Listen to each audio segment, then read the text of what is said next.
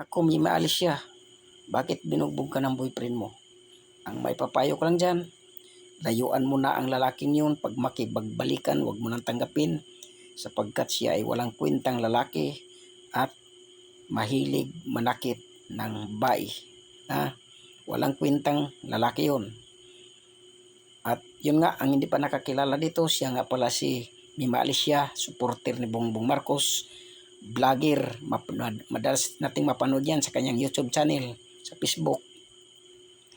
At minsan na rin itong tumutulig sa atin bilang Iglesia ni Cristo, lalo na kung may rally at kay Caronte Marcolita. Pero hindi yan nating pag-usapan kung hindi ang kanyang problema, kung ano ang inyong may papayo.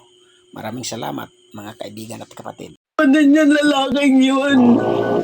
Pumunta pa kami ng Palawan. Lahat sagot ko kasi ganun ako magmahal eh. Pero matagal niya na po sa akin ginagawa yung hinahawakan niya ako dito. Binabalibag niya ako. Sobrang napaka-traumatizing yung ginawa niya sa YouTube account ko. Pinatawad ko siya.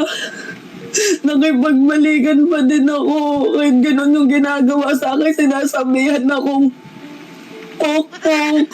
Sinasabihan akong bayaran. Sinasabihan niya akong mamatay ka na.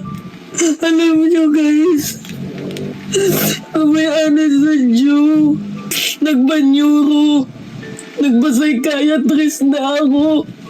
Kasi umaabot sa mundo na 3 araw na akong hindi nakakatulog sa nakaisip kung bakit ganitong nangyari sa akin. Kung bakit ako ginanito. Dinadawit ako sa mga issues niya.